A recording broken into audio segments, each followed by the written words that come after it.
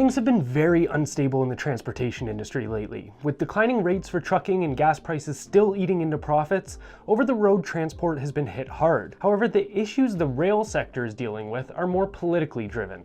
These issues have sparked potential strikes, as well as legislation that has made striking illegal. Over the course of this video, we're going to dive into why rail workers want to strike, what Congress has done to stop them, and the effect that a rail strike would have on both the trucking industry and economy at large. Before we get into the details though, if you wouldn't mind giving this video a thumbs up, that would be greatly appreciated. And don't forget to subscribe to keep up to date with the world of trucking, and let's get into it. About 2 months ago, a rail strike was narrowly avoided by coming to an underwhelming agreement between the rail unions and rail management. However, the workers did receive an immediate 14% raise, which will increase to 24% over the next 5 years, on top of a $1,000 cash bonus annually. The reason this agreement didn't meet expectations is because, as the leader of the largest union involved in the strike, Jeremy Ferguson, put it, quote, "Members aren't necessarily voting on the money issues, it's quality of life and how they've been treated. When big corporations cut too deep and they expect everybody else to pick up the pace, it becomes intolerable. You don't have family time, you don't have time to get adequate rest."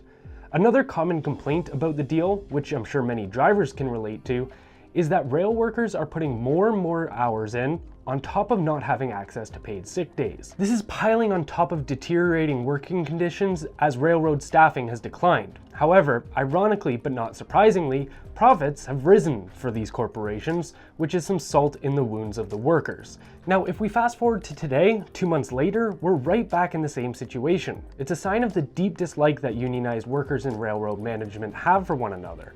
Although this time, that dislike has spilled over onto Congress and even the President of the United States. Although something tells me that rail workers weren't exactly a pivotal Biden voting base in the first place. The reason for this spillover of anger is because Congress, with the help and support of the President, has forced rail workers to accept the New Deal, which they don't want. Gabe Christensen, a freight railroad brakeman from Nevada, has said, quote, "Here we have someone who has touted themselves as the most labor-friendly president for many decades, and he basically just betrayed us. There really is no difference between Democrats and Republicans anymore. They're just feeding corporate greed." The reason the government can step in and make it illegal for rail workers to strike is because they don't work under the same labor laws as the roughly 14 million other union members in America. The country's airline and railroad employees work under a separate labor law, which is called the Railway Labor Act, which puts restrictions on when unions can go on strike due to being considered essential employees working in industries critical to America's infrastructure. Biden said in regards to the importance of railroads, quote, "Our nation's rail system is literally the backbone of our supply chain. So much of what we rely on is delivered on rail, from clean water to food and gas and every other good. A rail shutdown would have devastated our economy. Without rail rate, many of our industries would have literally shut down." Biden also went on to say why it was so important for them to force this agreement between management and the unions. "The bill I'm about to sign ends a difficult rail dispute and helps our nation avoid what, without a doubt, would have been an economic catastrophe at a very bad time in the calendar. The president is under scrutiny because he has routinely presented himself as pro-union, but every time they have required his support, he's come up well short." You can tell Biden knows that this is the case by the way he speaks about his actions, like when he said, "Look, I know this bill doesn't have paid sick leave that these workers, frankly every worker in America, deserves.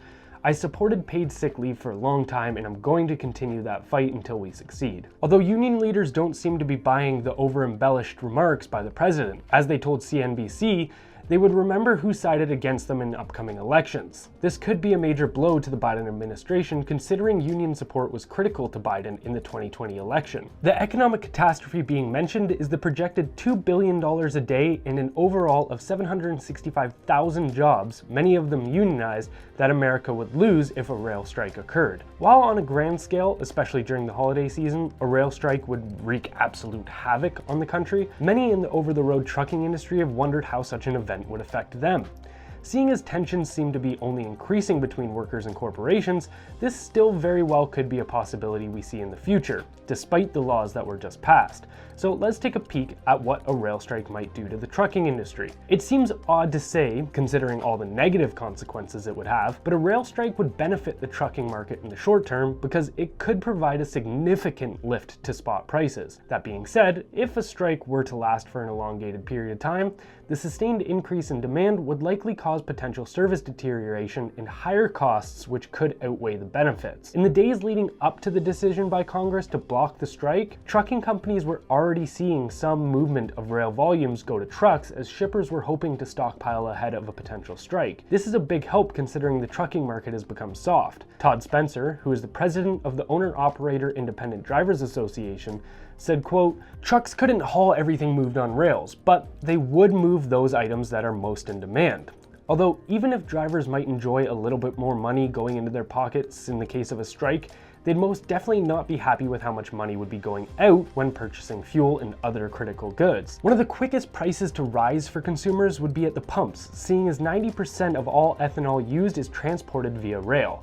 Manufacturers would also have an immediate impact from a strike because of limited access to raw materials. So all in all, a rail strike would be good for truckers in the short term, but by the time other industries feel the financial repercussions, so would truckers. Despite a rail strike seemingly not happening in the short term, who knows what the future will bring, considering economic situations are most likely going to continue declining, with workers becoming more and more unhappy. That being said, we'd love to hear what you think. Is a rail strike warranted? How do you feel about Congress stepping in to make striking illegal? And lastly, would you as drivers prefer the increased paychecks despite an inevitable rise in the prices of fuel, food, and other goods? Let us know in the comments below. And don't forget to subscribe to our channel and hit the thumbs up button on this video. We'll catch you next time.